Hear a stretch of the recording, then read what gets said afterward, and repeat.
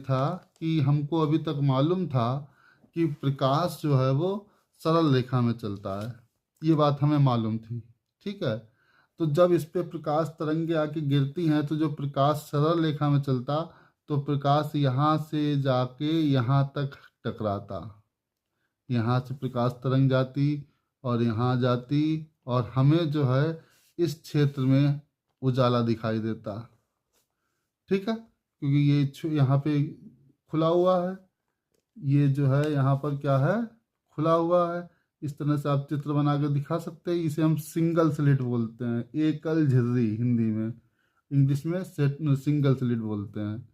तो ये single slit है ए बी। तो होता क्या है कि यहाँ तो उजाला होगा क्योंकि प्रकाश यहाँ कैसे आके यहाँ गिरेगा, ये तो हमें मालूम है।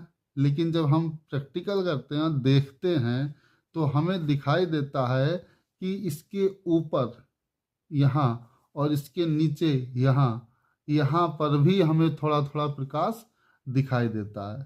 तो इसका कारण क्या है? इसका कारण ये है कि ये जो सिंगल स्लिट है, एकल झिर्री है, इसके किनारे से प्रकाश जो है वो मुड़ जाता है, इस तरह से बेंड हो जाता है। ऐसे ही इसी प्रकार इस किनारे से भी क्या होता है, प्रकाश जो है वो बेंड हो जाता है। ठीक है। तो हुआ क्या कि जो हमें ये जो रीजन था ए, ये रीजन जो था सी डी, यहाँ तो प्रकाश मिलता, क्योंकि हम जानते हैं प्रकाश सीधा यहाँ से आएगा, यहाँ गिरेगा, कि यहाँ से आएगा यहाँ गिरेगा, तो ये तो हमारा चमकदार रीजन होनी चाहिए था।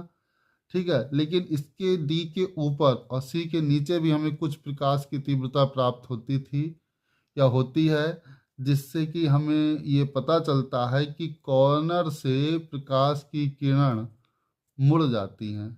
ठीक है। इसी घटना को हम कहते हैं प्रकाश का विवर्तन।